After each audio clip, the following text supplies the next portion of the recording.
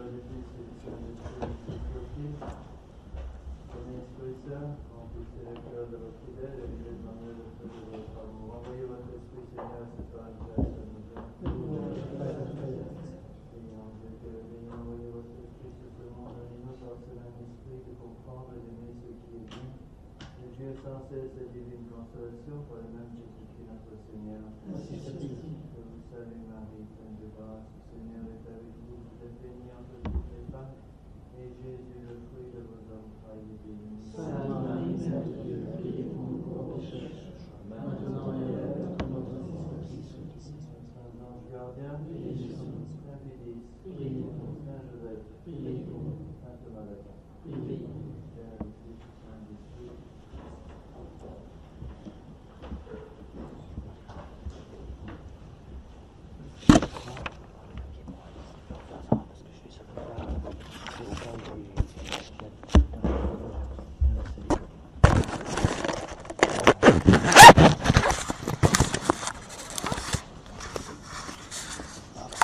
La prochaine conférence, c'est la deuxième partie, ça, je ne sais pas toucher non plus.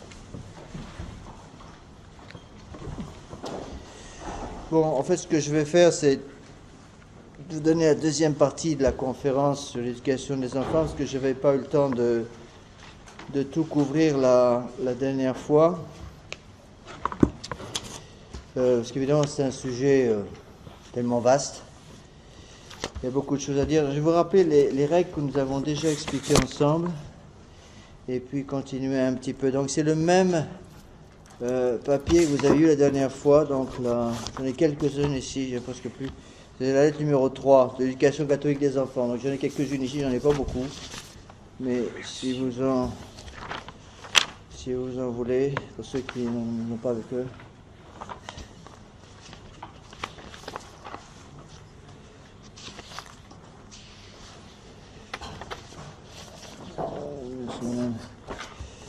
Donc, encore une fois, c'est plus des choses un peu pratico-pratiques, des choses que j'ai vues un peu à droite à gauche. Je vous ai déjà donné la doctrine la dernière fois, donc je répète très rapidement. Bon, c'est des choses qui sont déjà touchées en catéchisme aussi le vendredi. Donc, les trois devoirs essentiels des parents, magistère, ministère, gouvernement. C'est le devoir de tous ceux qui sont en charge. Magistère, enseignement, ministère, sanctification et gouvernement de guider. Alors, je vous répète les règles que nous avons déjà étudiées ensemble, déjà vues ensemble. Donc, j'avais divisé ça en trois catégories. Donc, règles morales, règles intellectuelles, règles physiques. Bon, il y a d'autres, c'est une façon de diviser ces règles, mais on peut en rajouter beaucoup de choses à dire. Donc, règle morale, je réexplique ce que j'ai déjà expliqué. Enfin, je n'explique pas, mais je vous donne les règles que j'ai déjà expliquées. Premièrement, consacrez votre famille au Sacré-Cœur. C'est à la page 3 de la feuille sur l'éducation catholique des enfants. Consacrez votre famille au Sacré-Cœur de Jésus et acceptez le nombre d'enfants que le bon Dieu veut que vous ayez. Bon, simplement, le but du mariage. Bon Dieu a donné le sacrement de mariage pour cela. Deuxièmement, assurez-vous que vos enfants sont en contact fréquent avec un bon prêtre traditionnel qui les aidera à user avec fruit les sacrements de confession et la Sainte Eucharistie. Donc j'avais dit, la raison pour laquelle j'avais expliqué qu'il fallait donc préparer déjà les premières confessions très tôt, habituer les enfants au contact avec le prêtre pour les aider à ne pas avoir peur de se confesser. Encouragez vos enfants à suivre les exercices spirituels de Saint Ignace dès qu'ils ont une maturité suffisante. Bon, là encore une fois, il est difficile de donner un âge absolu, mais très souvent, à 16-17 ans, les jeunes filles sont mûres souvent pour suivre les exercices, 17-18 ans pour les garçons en général. Quatrième règle, que les parents ne se disputent jamais devant leurs enfants, préserver l'autorité de la famille et garder la maman à la maison. Donc les deux points de la règle sont excessivement importants. Chaque fois que des parents se disputent devant les enfants, ils détruisent une partie du respect que les enfants doivent avoir pour leurs parents. N'oubliez pas ce que j'ai expliqué plusieurs fois, c'est du bon sens élémentaire, mais on oublie un peu trop que l'autorité que vous avez sur vos enfants est une participation de l'autorité que Dieu a sur nous. C'est la raison pour laquelle on explique aux enfants toujours la même chose, qu'à chaque fois qu'ils désobéissent aux parents, ils désobéissent à Dieu. Mais il ne faut pas oublier non plus qu'il y a une partie pour les parents, c'est le 4e commandement. On a trop tendance à considérer que le 4e commandement est exclusivement un commandement pour les enfants. Tes pères et mères honorera afin de vivre longuement. C'est vrai, mais on oublie ceci un commandement pour les adultes, pour les parents. C'est deux choses. Pour les enfants, tes pères et mères honorera afin de vivre longuement. Dire, voyez Dieu qui vous parle par vos parents. Pour les parents, la règle s'applique aussi. Il faut l'inverser pour les parents. Pour les parents, on va dire que les parents agissent de telle façon que nos enfants puissent voir le bon Dieu derrière tout ce que je fais. Il est évident que, déjà, je crois donner cet exemple d'enfants à qui j'expliquais en catéchisme l'importance du respect, de l'obéissance pour les enfants, qu'il fallait qu'ils voient Dieu dans leurs parents. Et quand un petit de 5-6 ans ou 6-7 ans demande, monsieur l'abbé, quand mes parents se disputent, est-ce que c'est le bon Dieu qui me parle aussi à ce moment-là, c'est un peu difficile de répondre à la question. Mais il y a une responsabilité énorme. Il y a des parents qui se disputent habituellement devant leurs enfants vont faire un dégât énorme. Bon, garder la maman à la maison toute la mesure du possible, parce que c'est le moyen de sanctification de la maman à la maison pour s'occuper des enfants. Donc on a déjà vu tout ça. Donc lutter sans pitié contre les péchés de blasphème, d'impureté, de cruauté, de vandalisme. Ces 4 péchés sont cette liste des 4 péchés, pas de moi, et mademoiselle Quenette, Luce Quenette, dans les règlements qui est donné à ces écoles, Péraudière pour les garçons et Malvière, maintenant Sainte-Anne pour les filles, expliquer aux professeurs, justement, parce que j'ai vu dans plusieurs de ces conférences, elle expliquait aux professeurs et aux enfants qu'il y avait 4 péchés qui ne pouvaient pas être tolérés dans les écoles catholiques, à savoir, elle disait donc, le blasphème, l'impureté, la cruauté et le vandalisme. Et toute personne, disait-elle, qui est témoin d'un de ces péchés, qui ne dit rien à l'autorité, est coupable de ce même péché, parce que il y a un péché de complicité en quelque sorte. Et c'est tout le monde moderne. Le monde moderne, c'est ça, le blasphème, l'impureté, la cruauté et le vandalisme, c'est-à-dire le mépris de la création du bon Dieu, dans notre corps et en dehors. Donc il est évident qu'il y a un devoir grave de la part des parents d'éviter la contamination de leur foyer, de leur maison, de leurs enfants, par justement ces péchés de blasphème, d'impureté, de cruauté et de vandalisme. Donc la meilleure façon de faire entrer dans les familles des péchés de blasphème, d'impureté, de cruauté et de vandalisme, c'est par exemple d'avoir la télévision, ou d'être en contact constamment avec tout ce qui se passe maintenant sur Internet, toutes ces choses-là. C'est là où il y a un devoir grave de la part des parents, si vous voulez, de se couper de ces choses-là pour préserver les enfants. Donc, règle numéro 6, ça je passe vite parce que j'avais déjà expliqué, donnez les saints en exemple à vos enfants, au lieu des idoles de cinéma ou du sport. Alors, on verra ça après sur le problème du sport. Surveillez, numéro 7, surveillez constamment vos enfants, ne laissez jamais seuls et séparez-les des familles qui ne suivent pas les mêmes principes moraux. Ça, j'ai un peu expliqué hier au cours catéchisme du vendredi soir. Donc, le devoir grave, surtout des mères de famille, là, pendant la semaine, de veiller sur leurs enfants. Je dirais, sur les enfants, vous veillez pratiquement 24 heures sur 24. Il n'est pas question de dire on fait confiance. On fait confiance. C'est vrai qu'on peut faire confiance d'un certain côté, mais sans oublier l'existence du péché originel, des conséquences du péché originel. Et donc, la manière de faire confiance, c'est d'être sur leur dos tout le temps, de surveiller tout le temps ce qui se passe au niveau des enfants. Et vous connaissez la règle, quand les enfants sont sages et qu'on n'entend plus aucun bruit, c'est qu'il y a une bêtise qui se prépare. Et c'est une règle qui est tout à fait applicable pour chacun d'entre nous. Donc, le devoir grave des parents de veiller sur leurs enfants. Et c'est quelque chose de pénible dans un sens, parce qu'il faut être tout le temps derrière leur dos. Donc j'ai déjà expliqué tout ça, je ne reviens pas. Numéro 8, contrôler tout leur courrier, qu'il entre, qu'il sorte, surtout le courrier électronique. Donc les parents ont le droit, et même le devoir, de surveiller le courrier des enfants, surtout des enfants qui sont encore à la des mineurs. Vous avez donc le droit, en tant que mère de famille, en tant que père de famille, s'il y a une lettre un peu douteuse qui arrive, d'ouvrir la lettre pour vos enfants, surtout pour les adolescents. Vous avez parfaitement le droit, c'est vous qui êtes en charge. Donc d'ouvrir la lettre, ou éventuellement de demander au grand adolescent qui reçoit une lettre que vous trouvez un peu douteuse, de l'ouvrir devant vous. Et qu'il vous la lise devant vous. N'ayez pas peur. Il ne faut pas avoir peur de ces choses-là, c'est l'application de votre devoir d'État. J'ai déjà expliqué tout ça. Numéro 9, bon ça j'y reviendrai un peu après. ne laissez pas sortir de façon assidue ne les laissez pas sortir, de façon assidue avec une petite amie ou un petit ami avant qu'ils ne soient assez mûrs pour se marier et protégez-les de toutes les occasions de péché qui pourraient ruiner leur innocence. On verra ça un peu plus tard parce que ça c'est beaucoup plus de développement à faire. Donc, le devoir grave de la part des parents de veiller, si vous voulez, à ce que leurs enfants ne pensent pas à une préparation directe au mariage avant d'être suffisamment mûrs pour cela. Donc il y a, je vous l'ai déjà expliqué la dernière fois, donc j'y reviens pas, il y a de plus en plus cette tendance, même dans les milieux de la tradition, dans certains pays, je voyais par exemple le pays de langue anglaise, surtout aux États-Unis, la coutume s'est établie, même dans les milieux de la tradition, de laisser les enfants sortir comme ça à 14-15 ans. C'est de la folie. C'est de la folie parce qu'à 14-15 ans, un enfant est un adolescent, il n'est pas encore capable de faire parler sa raison, de faire parler son cœur. Donc il va suivre le cœur et suivre la raison, et les catastrophes vont arriver. C'est les parents qui sont directement responsables si c'est eux qui ont, par faiblesse, laissé les choses se faire comme ça. Alors, je vais recommencer là où j'en suis, là, aux règles intellectuelles, donc page 4. Donc, il y en a, encore une fois, c'est un résumé, on ne peut pas tout expliquer. Numéro 1. Commencez très tôt d'enseigner à vos enfants leur catéchisme et leurs prières. Surveillez de très près ce qu'ils lisent et la position du corps pour la lecture et l'écriture. Donc l'âme de l'enfant est comme une cire malléable. Donc on a pris n'importe quoi là-dessus. Et le bon et le mauvais. D'où l'importance pour les enfants à ce moment-là de commencer à apprendre leur prière dès qu'ils sont suffisamment petits.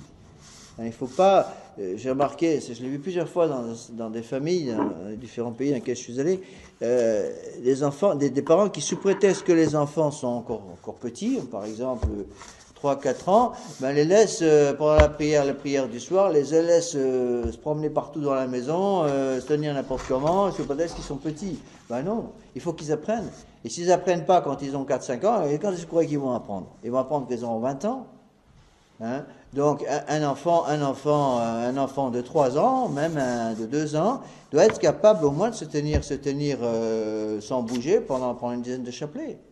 Bon, éventuellement, s'ils sont trop petits, après, ils vont l'emmener ailleurs, mais il faut apprendre aux enfants, c'est des débuts, c'est comme ça qu'on leur apprend. Bon, ici, Dieu merci, j'ai jamais remarqué ça, mais par exemple, j'ai remarqué dans certaines paroisses, dans la tradition, évidemment, je parle de ça, dans certains pays, même en France, j'avais vu ça, des parents qui considéraient que l'enfant de 3-4 ans, qui n'avait pas encore fait sa première communion, donc, pouvait un peu se tenir n'importe comment dans la chapelle. Alors on laissait les enfants se vautrer par terre et se traîner par terre pendant toute la messe, c'est pas normal. Pas normal du tout non plus, des choses que j'ai vues très souvent, notamment en Australie, mais aussi en France, des enfants par exemple qui, sous prétexte qu'ils ont 3 ou 4 ans, sont en train de manger pendant toute la messe. C'est pas normal. C'est pas normal du tout. On peut pas me faire croire quand même qu'un enfant va mourir de faim s'il reste pendant 1 heure sans manger. Bon, c'est à vous de nourrir l'enfant, le petit, avant la messe, pour qu'il ne vienne pas déranger tout le monde pendant la messe. Bon, on n'a pas trop de mal en France. Et puis dans l'anglais, c'est épouvantable, parce que l'idée pour eux de donner une fessée à un enfant, c'était presque un péché public d'excommunication. Mais il n'est pas normal non plus d'avoir des enfants qui gesticulent ou qui crient pendant toute la messe. Et encore une fois, une question d'éducation. Donc, éduquez vos enfants, apprenez à vos enfants. Comment est-ce que, un autre exemple, vous comprenez plus facilement ce que je dis avec un exemple, c'est pas à 15-16 ans que vous allez apprendre à une jeune fille à mettre quelque chose sur la tête dans la chapelle. Quand est-ce que les petites filles vont apprendre à mettre quelque chose sur la tête dans la chapelle? Quand elles sont toutes petites. Et donc, commencez quand ils sont tout petits. 3 ans, petite fille, mettez-lui quelque chose sur la tête, qu'elle apprenne. La chapelle, c'est spécial. C'est la maison du bon Dieu. Une dame se met avec un voile sur la tête dans la chapelle. Bon. Et on n'explique pas aux enfants, ils n'ont pas d'explication. On impose. Et puis, c'est évident, je vois ça trop souvent, je n'en suis pas trop ici, mais trop souvent, on voit justement des petits qui sont un peu n'importe comment, habillés n'importe comment, les petites, par exemple, sans voile sur la tête. Bien sûr, c'est pas un péché pour elles. Elles ont 4-5 ans. Ils ne savent pas vraiment ce qu'elles font encore. Mais je pense qu'il y a une responsabilité de la part des parents. Donc commencez très tôt. Au niveau de la position du corps, c'est la même chose. Position du corps à la chapelle, donc apprenez à vos enfants à se tenir correctement à la chapelle. Quand on rentre dans la chapelle, on commence toujours par une position à genoux, ne serait-ce que pendant quelques minutes pour adorer notre Seigneur qui est présent. Bon, bien sûr, il peut y avoir des cas pour les personnes âgées, les personnes qui ont une difficulté, je sais pas moi, une maladie ou quelque chose, c'est autre chose. Mais normalement, la position normale devant le Saint-Sacrement, quand on arrive dans la chapelle, c'est d'abord passer par la position à genoux. Donc, apprenez ça aux enfants. Très souvent, on voit combien de fois j'ai vu des enfants faire l'infection n'importe comment. Bon, j'ai vu des enfants, parfois même dans la tradition, je parle dans la tradition, encore une fois, arriver à faire une génuflexion en manifestement sans réaliser ce qu'ils font, et puis aller devant à leur banc avec leurs parents, et les parents disent rien. J'ai vu parfois des enfants qui font des génuflexions le dos au tabernacle. Ils font la génuflexion devant le tabernacle, ils font la génuflexion devant le mur de la chapelle du fond. Et les parents disent rien. Pas normal. Donc apprenez aux enfants à faire un signe de croix correctement, apprenez aux enfants à utiliser l'eau bénite avant rentrant dans la chapelle, etc. Apprenez aux petites à se mettre un voile sur la tête avant de rentrer à la chapelle. Les bonnes habitudes se créent justement quand ils sont tout petits.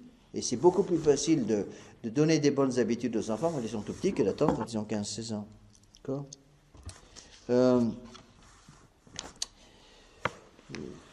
Si vous ne me croyez pas au niveau des prières, regardez c'est assez impressionnant. Regardez dans le catéchisme de Saint-Pédis. Le catéchisme de Saint-Pédis pour les enfants, publié en 1910 par Saint-Pédis, il a un catéchisme, les premières notions du catéchisme, pour les tout petits. Je vous assure que ça laisse rêveur quand on voit ce qu'il demandait au catéchisme, un catéchisme des tout petits à l'époque. À tel point que littéralement le catéchisme des enfants, le premier catéchisme de Saint-Pédis, correspond à un catéchisme pour adultes aujourd'hui. À cause de la diminution, si vous voulez, d'études des gens. Les gens n'étudient plus. Vous voyez, donc là, encore une fois, faire attention. Et si vous voyez le nombre de prières que Saint-Pédis exigeait pour la première communion, prière en latin, vous pouvez décrire. J'avoue à ma grande honte, j'en suis pas fier, qu'il y a certaines des prières que Saint-Pédis demandait pour la préparation de la première communion, à savoir par cœur en latin, que je ne sais pas moi-même par cœur en latin. Je ne suis pas fier, mais c'est comme ça. Vous voyez ? Bon, on apprend aux enfants. Encore une fois, c'est pas à 15 ans qu'une jeune fille ou qu'un jeune garçon va apprendre à dire son Je vous salue Marie en latin. C'est la langue de l'Église, il y a un minimum de prières à savoir. Donc c'est la raison pour laquelle Saint-Pédis exigeait qu'un certain nombre de prières soient sues en latin. Par exemple, je me rappelle, il demandait le Miserere. Son Miserere en latin, moi je ne connais pas par cœur en latin. Hein? Bon, des choses comme ça.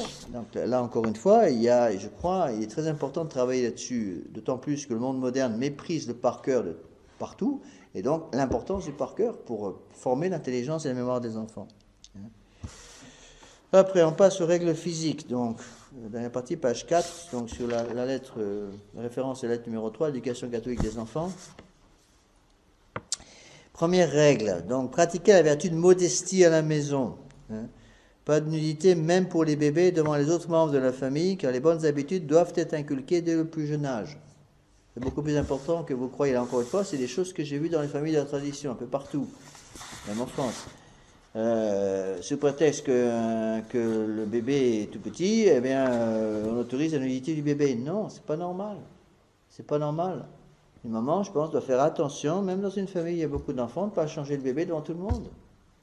Aller dans la salle de bain pour ça. Si une grande fille, des filles de la maison qui s'en occupent, qu'elle le fasse dans la salle de bain, mais pas devant tout le monde. C'est pas normal. J'ai vu ça dans je ne sais pas combien de familles. Ça m'est arrivé souvent de voir des petits enfants qui ont quelques mois ou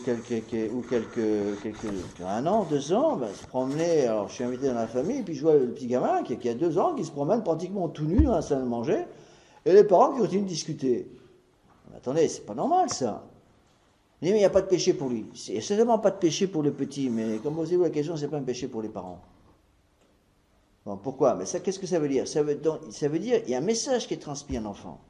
L'enfant, il va trouver normal de se promener à moitié nu ou tout nu en société. Et en faisant ça, on détruit une vertu spéciale qui s'appelle la vertu de pudeur. La vertu de pudeur est la gardienne de la vertu de chasteté. La vertu de chasteté, il y a des protections de la vertu de chasteté. Donc, la vertu de tempérance, c'est la vertu générale. En haut, après, il y a la vertu de chasteté. Et comme protection gardienne de la vertu de chasteté, la vertu de pudeur. Qu'est-ce que c'est la vertu de pudeur? La vertu de pudeur, c'est la vertu, c'est le verecundia en latin. C'est difficile, il n'y a pas de traduction vraiment en français. On dit pudeur, mais ce n'est pas exactement ça. La vertu de pudeur, c'est la vertu par laquelle, c'est une vertu naturelle au début. C'est la vertu par laquelle une personne va avoir honte d'être nue devant d'autres personnes. Et c'est très important pour les tout petits. Et la première chose que le monde moderne va faire pour pousser les adultes dans l'impureté, c'est de détruire la vertu de pudeur chez les jeunes filles. Là, j'insiste, c'est très très important. Alors, le monde moderne va habituer les jeunes filles de 15-16 ans, dans les milieux modernes, dans les milieux païens, dans les milieux qui sont sans foi, à être pratiquement nues tout le temps, toutes nues pratiquement dans le monde moderne, ce qui fait qu'elles perdent cette vertu de pudeur. Une fois que la vertu de pudeur est partie, si vous voulez, c'est comme la protection, la vertu de chasteté qui saute. Et à ce moment-là, la porte est ouverte à toutes les avanies en matière d'impureté. D'où l'importance pour les enfants de leur inculquer cette vertu de pudeur quand ils sont tout petits. Et attention, j'insiste aussi là-dessus, c'est une vertu essentiellement féminine.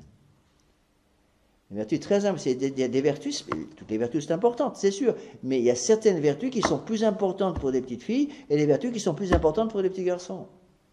Et une vertu typiquement féminine, qui est la protection de la féminité, c'est précisément la vertu de pudeur, la verecundia. Bon, et cette vertu de pudeur va... l'étymologie, si vous voulez, dans saint Thomas, il explique que c'est la vertu, si vous voulez, par laquelle quelqu'un va avoir un visage qui va devenir tout rouge de confusion, de se voir humilié publiquement. Eh bien, il faut donner cette vertu aux tout petits, surtout aux toutes petites, pour qu'à 1 an ou 2, elles comprennent qu'il y a déjà des choses qui ne se font pas. Même si elles n'ont pas l'âge de raison, elles sont capables de comprendre. Il n'y a pas de péché pour elles, c'est évident. Mais attention à cette vertu de pudeur. J'insiste parce que Mademoiselle Quenette insistait beaucoup là, dans son livre magnifique. Si un jour vous avez l'occasion de lire ce livre, qui s'appelle L'éducation de la pureté. Il paraît, M. Will vient me dire qu'il est réédité par DMM en ce moment. Et je vous conseille beaucoup ce livre de Mademoiselle Quenette qui est magnifique. Il y a toute une partie sur la préservation de la vertu de pureté pour les tout petits. Et c'est extraordinaire. Et là, encore une fois, je reste absolument convaincu que si on voit des horreurs parfois, même parfois dans des familles dites catholiques, eh bien, c'est que les parents n'ont pas fait suffisamment attention à préserver cette vertu de pudeur chez les tout-petits. Alors, c'est une vertu naturelle, et il est évident que les vertus naturelles sont insuffisantes. Il faut rajouter les vertus infuses. Les vertus infuses, c'est le travail du bon Dieu. Bon, il le fait par l'intermédiaire de l'état de grâce. Si un enfant vit en état de grâce, il a les vertus infuses. Mais l'état de grâce, saint Thomas enseigne que la grâce ne détruit pas la nature. Donc si vous voulez que la vertu infuse de pureté, qui est une vertu, attention, la vertu de chasteté, en tant que telle, une vertu divine. Bon. Mais ces vertus divines, ça fait partie du bagage surnaturel, si vous voulez, que Dieu donne à un organisme spirituel, à une âme qui est en état de grâce. Toutes ces vertus infuses dépendent de l'état de grâce. Bon. À partir du moment où on perd l'état de grâce, on perd toutes les vertus infuses. C'est comme si on fermait la porte de la maison, et du coup, le bon Dieu ne peut plus rentrer. Bon. Mais saint Thomas enseigne que la grâce ne détruit pas la nature. Il l'élève. C'est-à-dire que pour qu'une vertu infuse puisse travailler normalement, et avoir un rendement à 100%, il faut que la nature soit préparée. Et c'est comme le semeur, il faut comparer, comparaison de l'évangile, le semeur qui jette la graine, ça c'est le travail du bon Dieu. La graine, c'est le bon Dieu qui l'a faite. Le semeur, c'est le bon Dieu. Il jette la graine, mais il faut que le champ soit préparé. Si le champ n'est pas préparé, qu'est-ce qui se passe? La graine ne peut pas germer. Si on jette la graine, c'est la parabole elle-même que vous connaissez bien. Si la graine tombe sur la pierre, si la graine tombe sur le fossé, ce côté du champ, les épines vont étouffer la graine qui va mourir. C'est le symbole de l'esprit du monde. Donc attention à ces choses-là. Donc ces vertus naturelles qui préparent, je dirais, l'implantation des vertus infuses. Et si les vertus naturelles ne sont pas là, les vertus infuses peuvent très difficilement travailler. C'est toujours possible, bien sûr, il y a des miracles qui se passent. D'où l'importance, c'est les vertus de pudeur pour les tout petits. Donc apprenez vos petits à la maison, tout petits, à déjà avoir cette vertu de pudeur. Et c'est les vertus infuses, comment elles s'acquièrent? Elles s'acquièrent par la répétition des actes bons. C'est pas le bon Dieu qui travaille directement là, c'est la nature humaine qui travaille, dans le bon sens. C'est en répétant des actes bons qu'on finit par acquérir ce qu'on appelle une vertu naturelle. La vertu surnaturelle passe au-dessus. C'est Dieu lui-même qui, par sa grâce, infusée dans une âme, va imprimer son image. Encore une fois, mais n'oubliez pas, justement, l'esprit de saint Thomas, la grâce ne détruit pas la nature. Donc, si la nature n'est pas préparée, si les vertus naturelles n'ont pas été infusées, non pas par Dieu, mais infusées par les parents, préparées par les parents, par la répétition des actes bons pour les tout petits, eh bien, les vertus infuses, quand elles arrivent, au moment de l'éveil de l'âge de la raison, lorsque les vertus infuses sont déjà là, c'est vrai, dès le début, par le baptême, puisque c'est par le baptême que la charité arrive dans une âme. Donc il y a déjà des vertus infuses qui sont exercées par Dieu sur l'âme de l'enfant, même tout petit. Mais, avec l'arrivée de l'âge de raison, si vous voulez, l'enfant va commencer à utiliser ces vertus infuses. Eh bien, pour qu'il puisse les utiliser, il a besoin des vertus naturelles. Alors le travail du bon Dieu, je dirais, ce sont les vertus infuses, mais le travail des parents, c'est de préparer l'arrivée des vertus infuses par des vertus naturelles. Et surtout par cette vertu de pudeur qui ouvre la porte par la vertu de chasteté, qui va amener à la vertu de tempérance. La vertu de tempérance, n'oubliez pas, ce n'est pas une petite vertu. Hein. La vertu de tempérance, c'est quoi? C'est la vertu cardinale. La vertu cardinale, donc, c'est une des vertus qui soutient toute la maison. Les 3 vertus théologales, foi, espérance et charité, et les vertus cardinales. La force, la justice, la prudence et la tempérance. Et donc, pour arriver à la vertu de tempérance, qu'est-ce qu'il faut?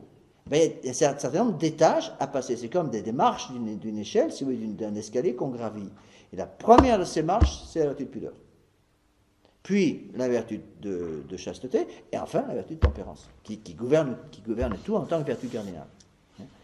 D'où l'importance de ces choses-là. Combien de fois j'ai essayé... J'ai marqué plusieurs fois, je vois des petits qui se promènent tout nus à 1 an ou 2. Plusieurs fois, les parents ont dit, j'ai pas l'air d'apprécier mon père. J'ai dit, non, j'apprécie pas du tout, vous leur donnez des mauvaises habitudes là. Ah, c'est les petits. Et alors, les petits deviendront grands. Hein. Encore une fois, c'est pas à 15-16 ans que vous avez expliqué ces choses-là. C'est pareil pour les tenues vestimentaires. Si vous voulez que vos jeunes filles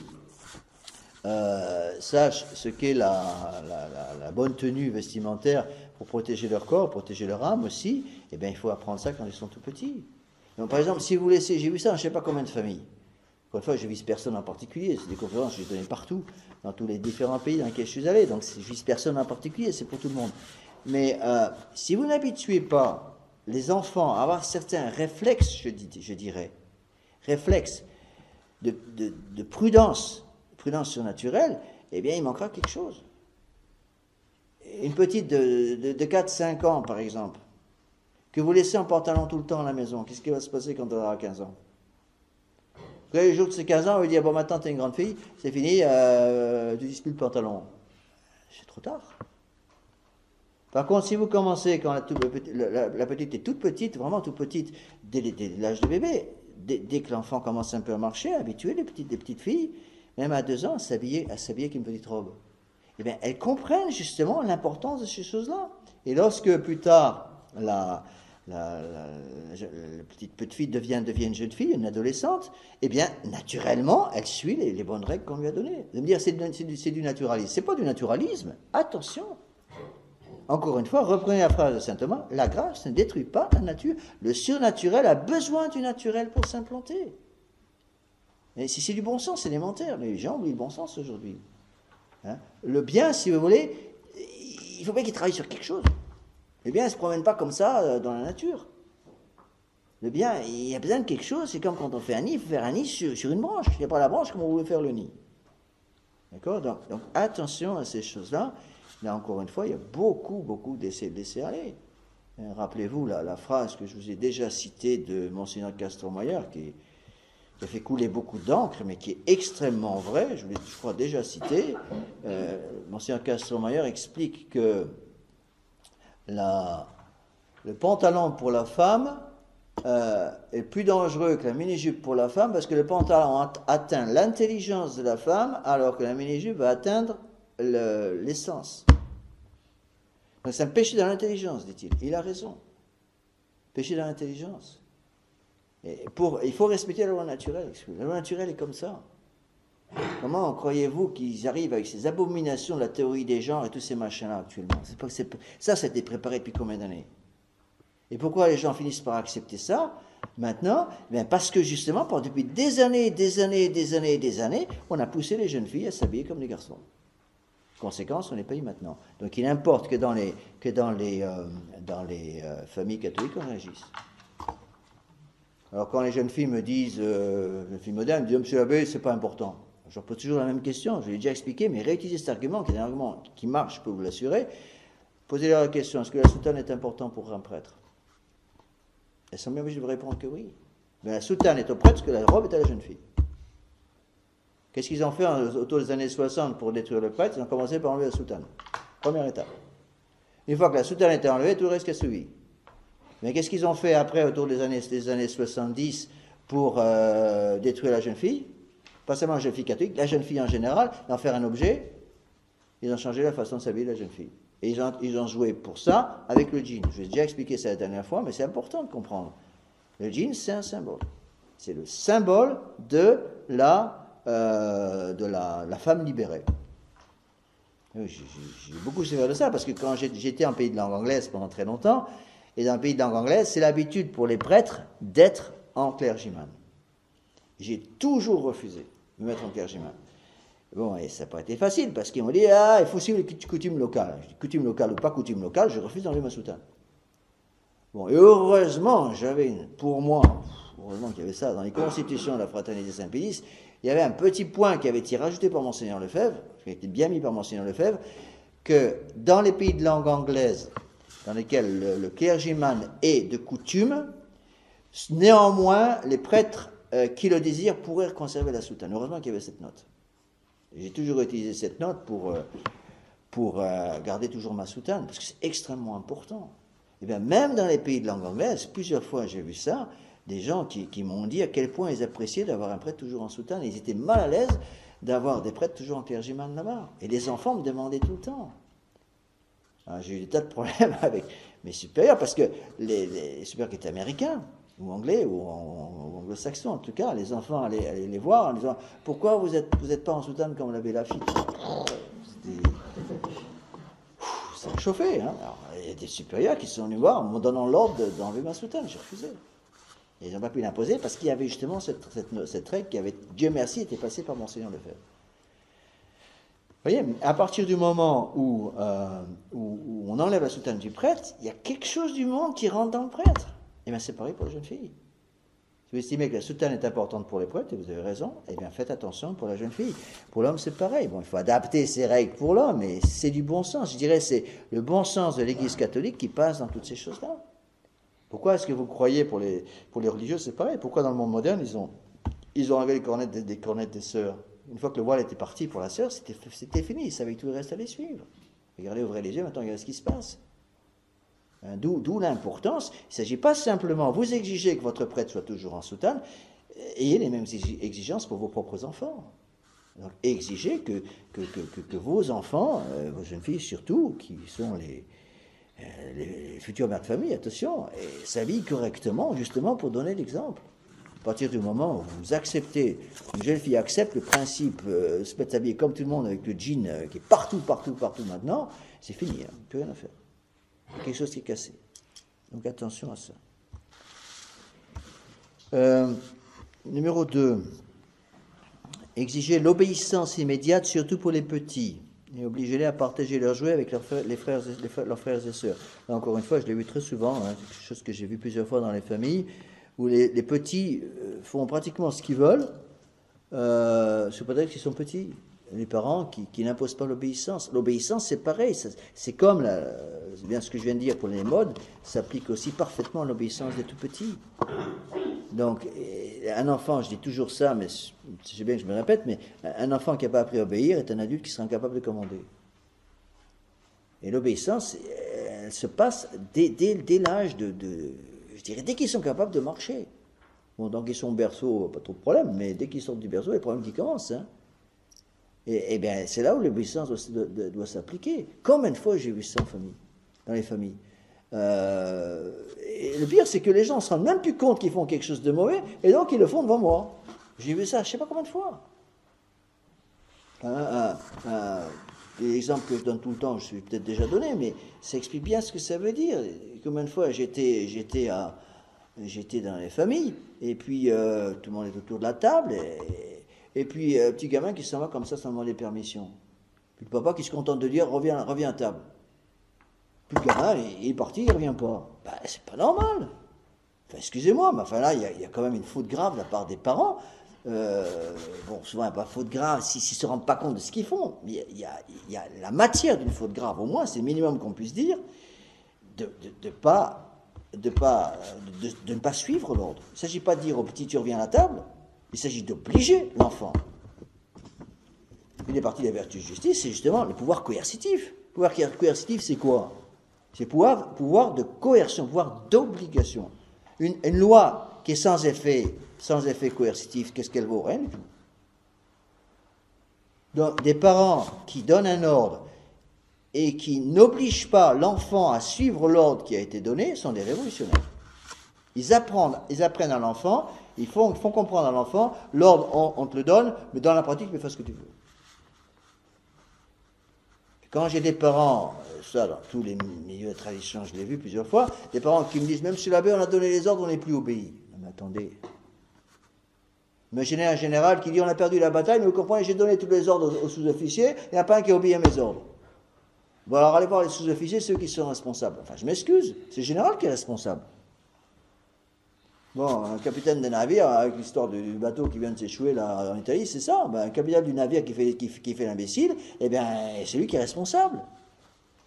Je ne peux pas dire, mais le troisième cuisinier, le troisième sous-sol, il n'a pas fait comme il fallait. Ben oui, mais c'est le capitaine qui est responsable. Pareil pour les parents. Vous voyez, c'est des choses qui sont fondamentales. C'est la raison pour laquelle on a de plus en plus de problèmes après au niveau de l'éducation, parce que la petite éducation n'a pas été faite correctement. La petite éducation, elle est basée sur l'obéissance. Est-ce que l'obéissance, c'est une vertu naturelle? Oui. C'est aussi une vertu surnaturelle, attention. Mais c'est d'abord une vertu naturelle. Comment s'acquiert une vertu naturelle? Je viens de vous le dire, par la répétition des actes. Bon, si vous n'apprenez pas aux enfants à obéir quand ils sont tout petits, c'est fini. Hein. Donc attention. Numéro 3. C'est ça, c'est ici. Il y a un code. Donc je reviens un peu sur des choses. J'ai expliqué, mais je les explique de façon un peu différente pour être sûr que vous compreniez bien. Donc il y a un code pour l'habillement pour tous les membres de la famille sans exception. Pas de garçon torse nu, jupe couvrant les genoux en position assise, pas de pantalon pour les filles. Encore une fois, des choses qui doivent être expliquées dès le plus jeune âge. Et n'imaginez pas aussi que toutes ces règles sont simplement pour les jeunes filles. Il est très facile d'appliquer la règle pour les garçons aussi. Les jeunes filles sont les futures mamans, et les garçons sont les futurs chefs de famille. Hein. Et si les chefs de famille n'ont pas compris ces choses-là, comment voulez-vous que les mamans puissent faire leur travail? Hein? Donc là, encore une fois, il y a un rôle. Et ce rôle, il se traduit par un laisser-aller, un laxisme sur le plan vestimentaire. Hein. Donc, le laisser-aller moral se traduit presque toujours par un laisser-aller vestimentaire. L'inverse est aussi vrai. C'est-à-dire, le laisser-aller vestimentaire va introduire un laisser-aller moral. Et ça m'a toujours frappé de voir que le laisser-aller actuellement vestimentaire entraîne toujours dans le monde moderne le laisser-aller moral. Donc, il y a un lien entre les deux. Comment voulez-vous, hein, c'est un autre document que j'utilise, hein, je ne donne pas parce que il y a beaucoup de choses qui ont déjà été couvertes dans la lettre que je vous ai déjà donnée. Mais comment voulez-vous qu'un jeune homme, toujours avachi dans son jean délavé et ses baskets non lacées, puisse rester longtemps en état de grâce? J'avais ça, mais vous n'allez pas me croire, mais dans les milieux de tradition aux États-Unis, c'était comme ça. Je me rappelle la première réunion de jeunes que j'ai faite à Brisbane, en Australie. Première réunion de jeunes. Mon supérieur m'avait dit, il faut faire une réunion de jeunes, il fallait lancer, je ne sais plus ce que c'était un petit groupe de jeunes. Bon, c'était pas des enfants, hein, c'était même pas des adolescents, c'était des jeunes adultes. Et il y avait, je ne sais pas, une quinzaine de jeunes, ils avaient 19, 20 ans, quoi. Mais vous me croirez, si vous voulez, la première réunion, donc c'était pas dans une chapelle, c'était dans une salle de conférence à Brisbane, et j'avais une vingtaine de jeunes, entre 19, 20, 21 ans. Alors, il y avait moitié-moitié, il y avait 7 ou 8 jeunes filles et 7 ou 8 jeunes garçons, jeunes hommes. Les jeunes hommes étaient tous pareils, ils étaient assis comme ça, devant moi, et tous comme ça, en jean, chemise ouverte jusqu'à là, bon il faisait 40 degrés, mais enfin quand même, chemise ouverte jusqu'à là, et la casquette de baseball sur le crâne. Et les jeunes filles impeccables, au moins devant moi. Bon, quand j'ai vu ça, on a fait la prière, puis j'ai donné les règles. J'ai dit, chemise boutonnée jusqu'à là, la casquette de baseball dans la poche, et puis, j'ai oublié, très important pour les là-bas, ils avaient tous des tongs, je ne sais pas comment on dit en français, ça existe le terme? Oui, c'était que comme ça, donc ces espèces de chaussures de plage en fait. Ils appellent ça des tongs, mais là-bas, tous les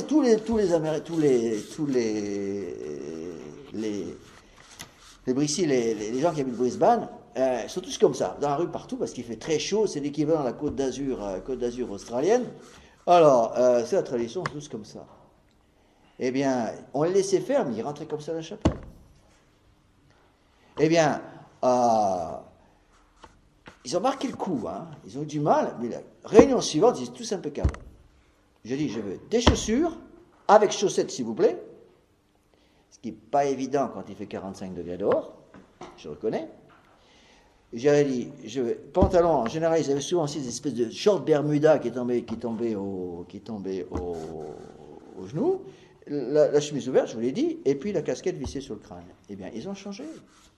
Mais la question que je me pose, moi, je dis, un jeune de 21 ans qui débarque comme ça, à une réunion dirigée par le prêtre, alors qui sait que le prêtre va diriger la réunion, qui est-ce qui a besoin d'une paire de baffes?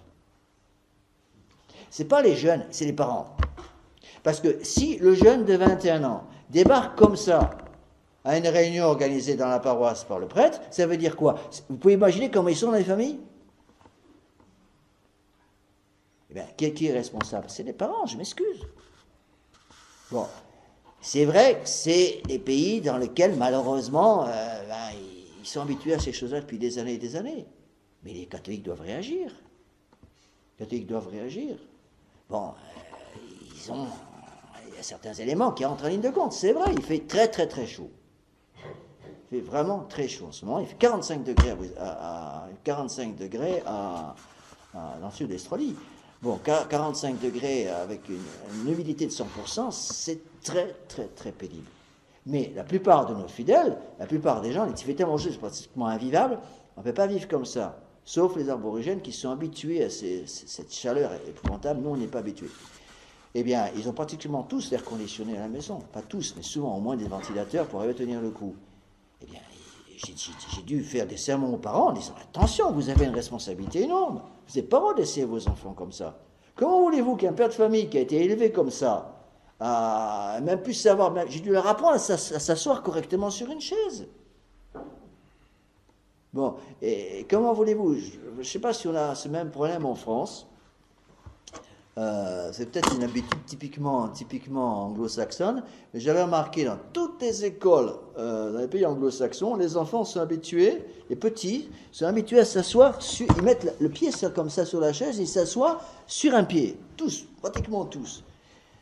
Et on va leur donner des cours et j'ai dû réapprendre aux enfants, aux petits, à s'asseoir correctement. J'ai refusé de démarrer le cours tant que les deux pieds n'étaient pas sur le sol. Eh bien, le problème était où? C'était avec les parents. Ça veut dire que l'enfant est toujours comme ça à la maison.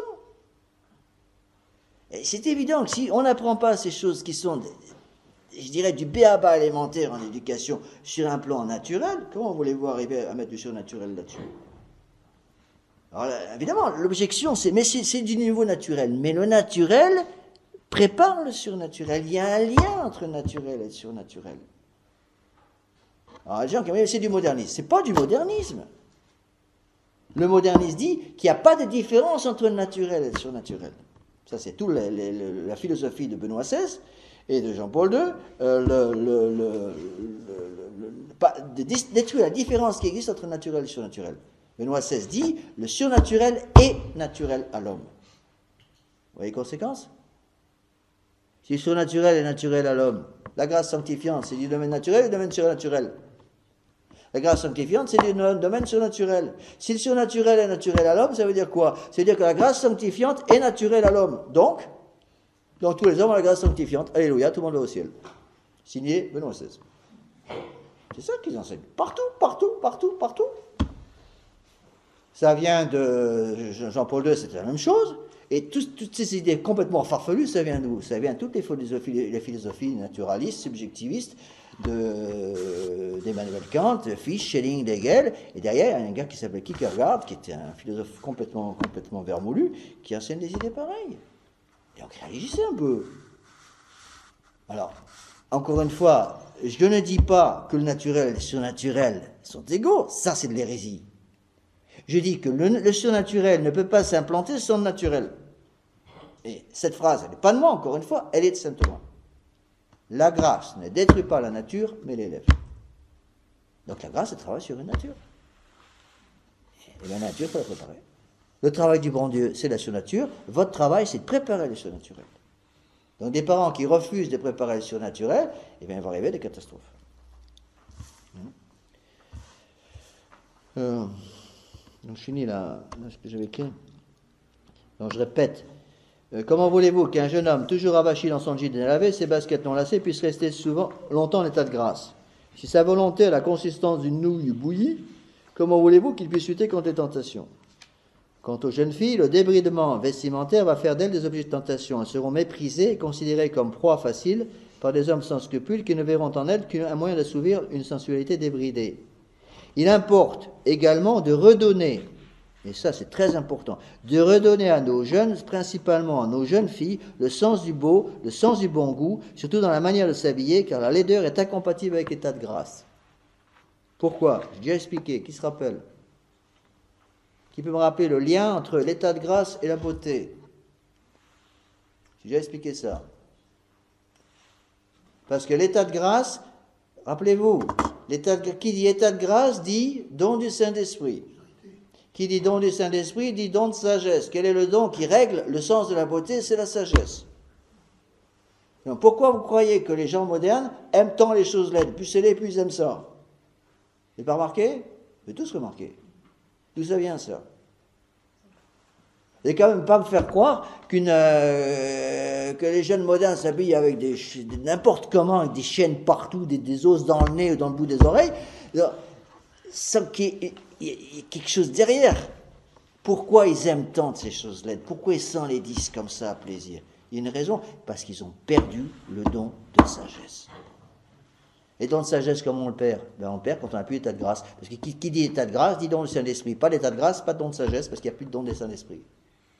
L'état de grâce, attention, c'est ce qu'on appelle la couronne de la charité. La couronne de la charité, c'est la grâce sanctifiante, mais aussi tout ce qui tourne avec. Les dons du Saint-Esprit. Et donc vous voulez aider des jeunes qui ont perdu le goût du beau à retrouver ce goût du beau, remettez-les en état de grâce, première chose. Donc des jeunes qui s'habituent à être constamment dans la laideur, sont des jeunes, si vous voulez, qui sont prêts, si vous voulez, à vivre dans un état de péché mortel. D'où l'importance, encore une fois, donc de reprendre l'état de grâce. Le sens du... où est-ce que j'en suis là? La laideur est incompatible avec l'état de grâce. Hein. Tout ce qui est de Dieu est beau. Tout ce qui est beau, Marcel Kenneth avait une phrase très belle, elle disait que tout ce qui est beau soit nôtre dans la voie royale de la croix. Phrase magnifique. Que tout ce qui est beau est vrai, tout ce qui est beau et vrai soit nôtre dans la voie royale de la croix. Une discrète élégance doit être l'apanage d'une jeune fille droite, qui a été créée par Dieu pour plaire, certes, mais selon la raison éclairée par la foi. Une jeune fille qui s'habille comme une femme sera naturellement féminine, de même qu'un jeune homme habillé comme un homme portera en lui la marque d'une véritable virilité. Donnez-nous donc des hommes qui soient des hommes et des femmes qui soient des femmes. Le pire châtiment que Dieu puisse envoyer à un peuple est lui donner des chefs efféminés. Là, il y a une citation du prophète Ésaïe qui est très importante. « Je leur donnerai des enfants pour princes et des efféminés domineront sur eux. » Isaïe, chapitre 3, verset 4. Je répète cette phrase. « Je leur donnerai des enfants pour princes et des efféminés domineront sur eux. » Et d'après Isaïe, c'est la conséquence, si vous voulez, de Dieu qui abandonne un pays. C'est l'interprétation de l'Église. Quand Dieu abandonne un pays, les efféminés domineront sur eux. Regardez ce qui se passe actuellement. Regardez ce qui se passe en politique. C'est tout à fait ça. Les efféminés partout. Il n'y a rien de pire qu'un homme efféminé. De la même façon, il n'y a rien de pire qu'une femme qui a perdu sa féminité. Et là, il y a des conséquences énormes, parce que les gens qui s'habituent à ces choses-là, qu'est-ce qu'ils vont faire? Ils vont perdre le sens du vrai. Et perdant le sens du vrai, tout s'écroule. Donc, que les parents, je dirais, qui veulent réagir, qui comprennent ces choses-là, réagissent de façon très, très, très, très forte pour imposer à leurs enfants, si vous voulez, un habillement correct, mais dans la beauté. C'est pas simplement habillez-vous de façon correcte, c'est habillez-vous avec goût, avec décence, avec beauté. Et c'est très très important. Qu'est-ce que vous voulez? C'est comme ça. Si on s'habitue à être habillé avec laideur, le péché mortel arrive tout de suite. Donc réagissons pour permettre à l'état de grâce d'être là. Pas trop la coutume en France, c'est une belle coutume. Ça, c'est une coutume que j'aime beaucoup dans la tradition pays de langue anglaise, en Australie, Nouvelle-Zélande, beaucoup aux États-Unis, dans la tradition exclusivement. Une coutume que j'aime beaucoup. Les jeunes filles dans les bonnes familles catholiques étaient habituées à avoir toujours des robes mi-longues, tout le temps. Des robes, je ne sais pas comment on appelle ça en français, qui tombent à mi-mollet. Vous voyez, pas vraiment la robe longue jusqu'à la soirée, mais leur robe de tous les jours, c'était une robe qui tombait, si vous voulez, à peu près à mi-mollet. Ça donnait une dignité, ça donnait une beauté, dans le bon sens du terme, à toutes ces jeunes filles. Une beauté voulue par Dieu, si vous voulez. Ça aide les hommes, si vous voulez, à voir le bon Dieu derrière cette beauté. De la même façon, quand vous voyez la laideur devant vous, la laideur vous fait monter à quoi? Au prince de la laideur. Qui est ce prince de la laideur? Ce prince de la laideur, c'est le démon. De la même façon, la beauté aide à remonter au prince de la beauté, qui est notre Seigneur Jésus-Christ lui-même. Règle numéro 4. Pratiquer le sport avec modération. Attention, compétition qui exacerbe l'orgueil. C'est beaucoup plus important que vous le croyez. J'ai rien contre le sport. Le sport en tant que tel, quelque chose de bon. Si c'est encore une fois réglé par la raison, par la foi. Le sport est un moyen de garder son corps en bonne santé. Vu comme ça, c'est un outil qu'on a le droit d'utiliser. Vraiment, il faut bien que vous compreniez qu'il y a deux choses qui ont complètement détruit le sport. C'est d'une part l'esprit de compétition et deuxièmement le professionnalisme. Donc on ne fait plus du sport pour maintenir son corps en bonne santé, ce qui est vertueux, je dirais. On fait du sport pour gagner. Donc à partir du moment où je saute la première phrase, je fais du sport pour maintenir mon corps en bonne santé, à la deuxième phrase, je fais du sport pour gagner, on change quelque chose, on détruit le sport. Souvent c'est l'orgueil qui rentre dans le sport. Et l'étape supérieure, c'est je fais du sport pour gagner de l'argent, ce qui se passe actuellement partout dans le sport, ou presque. Eh bien, évidemment, quand le sport, l'argent rentre dans le sport, je fais du sport pour gagner de l'argent, à ce moment-là, c'est du business. Pour qu'on en français, vous comprenez tous le mot, c'est un mot en patois, comme dirait quelqu'un que je connais, mais ça veut bien dire ce que ça veut dire. Bon, on introduit le business là-dedans. Ben, c'est la destruction du sport.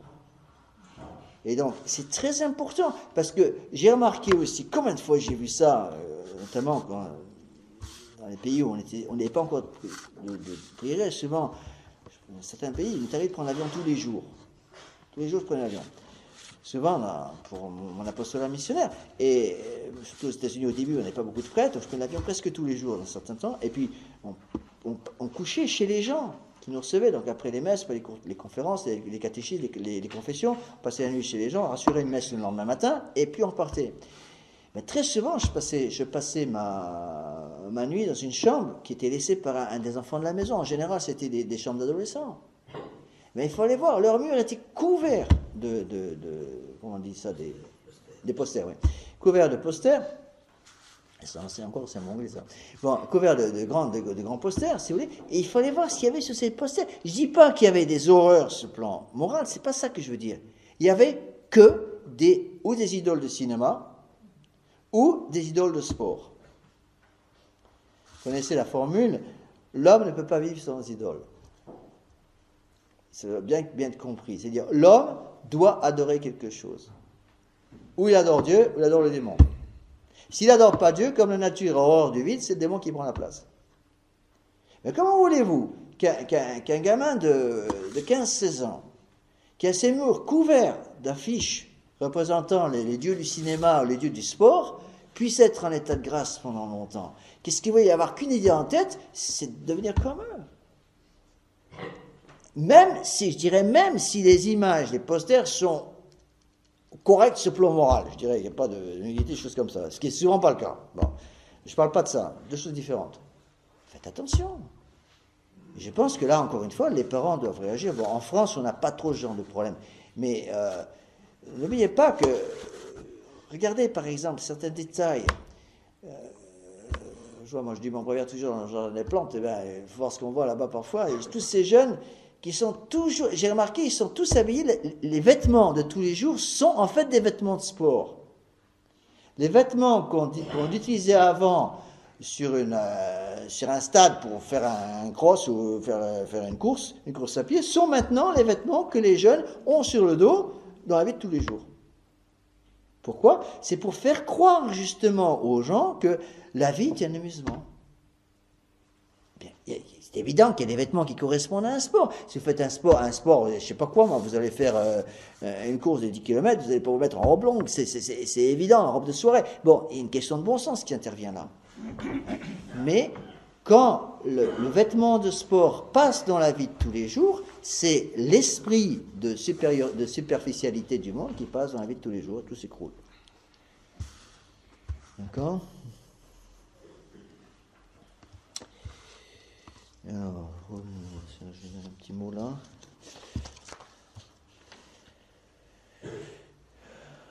Le sport est devenu chez beaucoup de nos jeunes garçons le nouveau dieu à adorer. Ça, c'est surtout dans les pays de langue anglaise, mais un peu en France aussi. L'esprit de compétition a détruit la beauté du sport, car l'orgueil est en général derrière tout cela. N'est-il pas tout à fait significatif que les habits débraillés de beaucoup de nos jeunes soient en fait des tenues de sport, comme les baskets, casquettes, polos, t-shirts, etc. Je vois même parfois ici, le Béguépin moi-même, nous sommes obligés parfois de faire des réflexions aux enfants de cœur qui viennent servir à la messe avec des baskets. Mais parce que c'est pas normal. C'est pas normal. C'est un manque de respect pour la présence de notre Seigneur Jésus-Christ à la chapelle. Bon, les baskets, c'est une tenue sport, bon, éventuellement une tenue de travail dans certains cas, c'est pas une tenue pour servir à la messe. Bon, si on commence, imaginez un enfant de 5-6 ans qui commence à s'habituer à servir la messe avec des baskets sur les pieds, qu'est-ce qui va se passer? Ben, petit à petit, il va considérer que la messe, c'est pas si important que ça. Si au contraire, il comprend, je sers la messe, je me mets en soutanelle, avec un petit surplis, et je vais avoir les chaussures propres, je vais avoir les ongles bien faits, et les mains bien lavées. Et ils comprennent l'importance, c'est quelque chose d'important. Et le plus grand des services qu'on peut rendre parfois à un de ces enfants, qui se présente, moi ça m'est déjà arrivé, qui se présente avec les mains toutes sales, j'avoue que quand je sers la messe, tout le dimanche, je demande aux petits, je dis, mettez-moi vos mains toutes là. Et puis parfois, ils ne veulent pas me les montrer. Quand ils voient des mains toutes sales, il y a quelque chose qui ne va pas. Et attention, vous iriez manger à la maison, votre maman, si elle vous laisserait vous approcher de la table, il est même pareil. Et là, vous allez servir le bon Dieu, vous approchez du bon Dieu qui va descendre sur l'autel avec des mains toutes dégoûtantes. Ça veut dire quoi? Oui, l'enfant n'a rien compris. Et derrière, qu'est-ce qu'il y a? Il y a les parents, encore une fois, qui ne font pas leur travail, qui auraient dû vérifier ces choses-là. D'accord? On continue. Presque au bout, courage. Attention à la musique moderne. Aux revues et aux journaux, et toutes ces choses modernes qui ont pénétré malheureusement même dans nos familles. La musique rock'n'roll, le rap, toutes ces choses-là n'ont pas de place chez les catholiques. Rejeter les magazines de mode, les bandes dessinées sensuelles et tous ces machins-là. Avant, on se battait contre la télévision, il paraît que maintenant, ça ne sert plus à rien parce que la télévision est remplacée de plus belle lurette par l'Internet qui est 10 fois plus dangereux. Mais attention, là, il y a encore une fois, là, il y a absolument quelque chose à faire de ce côté-là pour aider les parents à réagir. La musique adoucit les mœurs, on dit, ou les endurcit en les paganisant. Encore une fois, ne demandez pas à un adolescent qui écoute du rock and roll, maintenant c'est même du hard rock, qu'on entend parfois dans les familles traditionnelles, hein, attention, hein, et de rester en état de grâce, car ce genre de musique véhicule un clair message de révolte et de haine de Dieu. Est-ce que vous croyez qu'un enfant ou un jeune adolescent de 15-16 ans, c'est vrai pour les garçons et les jeunes filles, qui écoute de la musique rock and roll à la maison, et ça, je l'ai vu dans des tas de familles catholiques dans la tradition en France, est-ce que vous croyez qu'il peut être en état de grâce longtemps? Hein? C'est pas innocent du tout. Même le nom, je ne verrai pas, je suis en présence du Saint-Sacrement, je vais te faire attention. Mais les gens ne savent pas, ceux qui ne parlent pas anglais, la signification du mot rock'n'roll. Rock'n'roll, c'est de l'argot américain.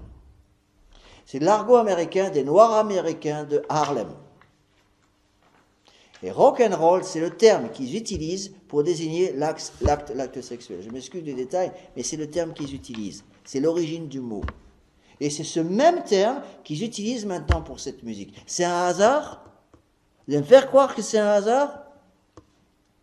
Certainement pas. Alors, que je puisse voir je sais pas moi, des pauvres gars qu'on rencontre dans la rue, qui n'ont jamais rien reçu, qui sont peut-être même pas baptisés, qui n'ont jamais rien reçu, qui ne savent même pas ce que c'est qu'un père de famille, une mère de famille catholique, les pauvres, j'irais dans certaines excuses, mais quand j'entends ce genre de musique écoutée par des enfants, des adolescents, ou des jeunes adultes qui vont à la messe traditionnelle le dimanche, on se pose des questions.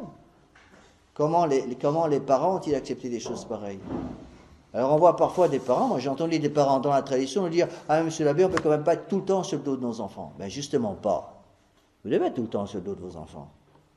C'est votre devoir d'État. Et c'est très important, parce que la laideur passe avec la musique. Une fois qu'on s'est habitué à ce genre de musique, eh bien évidemment on perd l'état de grâce. Vous croyez qu'un garçon qui écoute de la musique rock'n'roll toute la journée peut être en état de grâce? Vous croyez vraiment ça? Ben, vous trompez. Vous trompez, c'est pas possible. Et ça, je l'ai remarqué, parce qu'en prêchant les exercices quotidiens, j'ai remarqué que la chose la plus difficile, c'est ça. Ils arrivaient à se couper de la télévision, beaucoup de familles, des jeunes surtout, même des jeunes adultes, hein, je ne parle pas simplement des adolescents, avaient un mal fou à se couper la musique moderne. Musique rock'n'roll. Bon, je ne vous demande pas d'écouter du chant grégorien toute la journée, il faut du bon sens. Mais ce sont des choses qui ne devraient pas avoir pénétré dans les familles catholiques. Et malheureusement, ça a pénétré partout. Donc, ben, je disais aux gens, aux jeunes, quand je prêchais, qu'il y avait des jeunes, je disais, bon, après la retraite, prenez cette résolution. Vous mettez toutes vos cassettes, maintenant c'est des disques, maintenant des cassettes, tous les CD de musique de rock, de musique moderne, et vous les mettez dans un gros carton, parce qu'il faut un gros carton, et puis vous balancez tout ça, vous détruisez tout ça. Eh bien, je me rappelle, c'était très beau d'ailleurs, une fois, ça m'est arrivé à Brisbane, une dame qui avait, j'ai peut-être déjà donné cet exemple, je ne sais plus, qui avait beaucoup de mal à se séparer de ses pantalons, toujours en pantalon. Après la retraite, elle a pris comme décision de ne plus se mettre en pantalon de sa vie. Elle était jeune encore, elle avait 40 ans, 45 ans peut-être. Et elle a mis tout son pantalon dans une grosse boîte, c'était la retraite juste avant Noël, et pour la fête de Noël, elle a mis ça au pied de la crèche. Elle a offert ça à l'enfant Jésus, elle n'a plus jamais remis des pantalons toute sa vie. Mais elle m'a dit, c'était dur. Hein. C'était dur. Une mère supérieure d'une communauté religieuse que je n'aimerais pas, traditionnelle, m'a dit, c'est incroyable de voir que des jeunes filles qui sont rentrées en couvent arrivent à se débarrasser de l'usage des cosmétiques que avant leur vœu simple. On m'a raconté des cas invraisemblables dans les couvents de la tradition, s'il vous plaît, de jeunes filles qui étaient rentrées dans ces couvents et qui avaient encore conservé, elles n'utilisaient pas, mais elles avaient encore au fond de leurs affaires, une boîte de, comment on dit ça en français, de cosmétiques ou de peinture avec laquelle vous peinturerez le bout du nez et tout. Et elles gardaient ça au cas où. Et on s'en rendait compte quand on prêchait les retraites religieuses. Ça m'est arrivé plusieurs fois. Bon. Ça prouve quoi? Ça prouve qu'il y a un esclavage. Tu n'es pas capable, les jeunes filles. Et là, on remonte aux parents. Hein. Une jeune fille n'est pas capable de passer une journée sans se peinturer le bout du nez, il y a un problème. Hein. Bon. Et c'est ça aux singes. Il y a ceux qui veulent vivre comme eux. Alors, j'ai mis la télévision à totalement bannir, c'est évident, mais alors aujourd'hui, attention avec Internet. Donc, surtout pour les garçons, là. Moi, j'avoue, je panique un peu quand je vois des familles catholiques dans la tradition, je l'ai vu plusieurs fois, qui laissent parfois leurs enfants de 15-16 ans avoir accès à Internet dans leur chambre sans contrôle parental. Pas normal du tout. Pas normal du tout. Là, encore une fois, il y a quelque chose à faire, justement, pour préserver l'âme des enfants. Il y a un rapport entre toutes ces choses-là et le monde moderne. Pourquoi croyez-vous, encore une fois, regardez les jeunes autour de vous. Vous ne pouvez plus voir quelqu'un maintenant, un jeune de 18 ans dans une rue de Nantes, disant qu'il est comment on appelle ça, des oreillettes dans les oreilles, ils sont en train d'écouter leur musique de singe, braillant toutes ses forces. Comment voulez-vous qu'un gamin comme ça, un adolescent comme ça, puisse vivre en état de grâce? C'est pas possible. Alors bon, on dit que des bouddhistes ou des protestants, même les bouddhistes ne feraient pas ça. Mais les protestants fassent ça, je comprends, ils n'ont rien. Enfin, les catholiques dans la tradition, attention. On a parfois beaucoup de mal à expliquer que la tradition, on n'est pas catholique dans la tradition, simplement par la messe du dimanche. Ou la traditionnelle aussi dans sa vie de tous les jours. Donc, dans la vie de tous les jours, de faire attention, de ne pas faire rentrer justement dans nos vies de tous les jours des choses qui appartiennent au monde.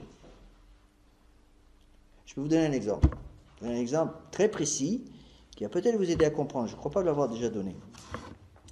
Mais j'ai remarqué dans les familles catholiques, surtout au niveau des cadeaux de Noël, le nombre de familles, de mères de famille catholiques et de pères de famille catholiques, de mères de famille, parce que je suis tout le travail des mères, les mères de famille catholiques, dans les familles de la tradition, j'espère, j'ai jamais vu ça ici, je le dis tout de suite, bon, je viens d'arriver, je ne connais pas encore toutes les familles, mais le nombre de familles qui offraient encore à leurs enfants, à leurs petites filles qui avaient 6-7 ans, je crois que vous avez le même nom en français, les poupées Barbie.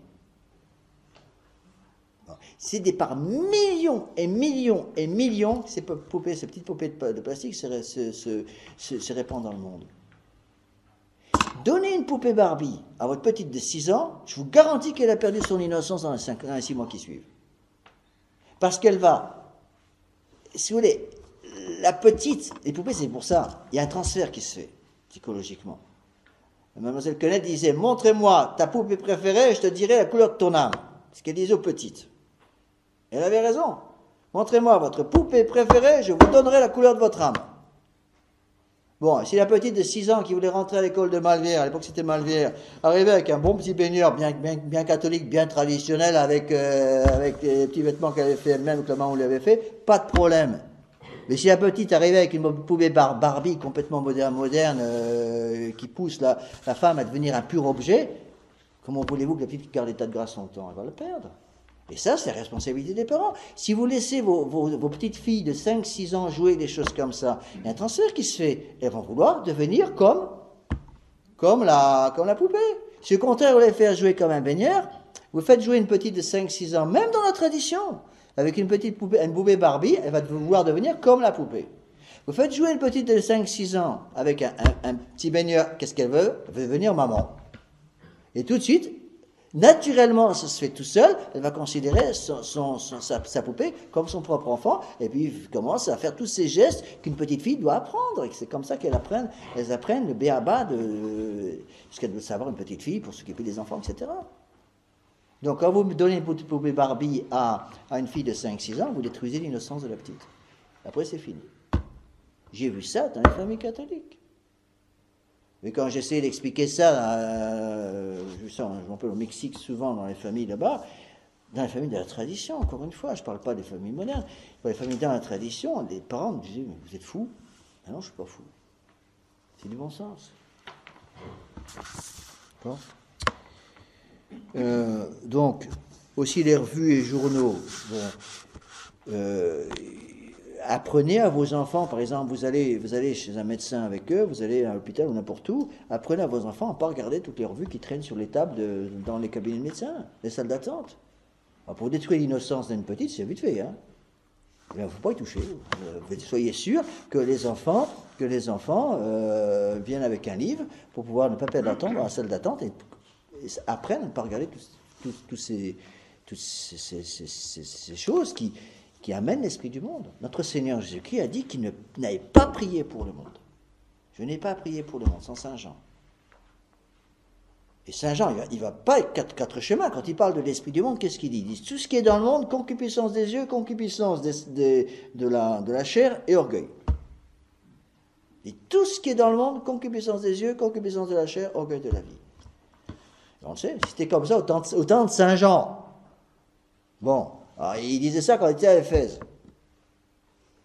Il y a 2000 ans, qu'est-ce qu'il dirait aujourd'hui? Il faut réagir. Encore une fois, si vous attendez que vos enfants aient 15-20 ans pour réagir, c'est un peu tard. Hein. Donc là, il y a des choses à faire. Même, je dirais, faites très très attention dans l'usage, par exemple, des films. Bon, de temps en temps, un bon film qui a été prévisionné par les parents, bien sûr que tout est correct, un vieux film, bon, une fois de temps en temps, ça peut passer à la rigueur, mais pas tout le temps. Ne devenez pas esclave de ces machins-là. Numéro 6. Vos jeunes enfants n'ont pas besoin d'avoir de l'argent de poche. S'ils en ont, vérifiez toujours l'usage qu'ils en font. Là aussi, il y a beaucoup d'erreurs qui ont été faites dans les familles. Même si je me rends compte maintenant que c'est là que je les ai quittes il y a plusieurs années, parfois 20 ans en arrière. Il y a des choses qui datent un peu maintenant. Mais apprenez à vos enfants à ne pas rentrer dans le système du monde.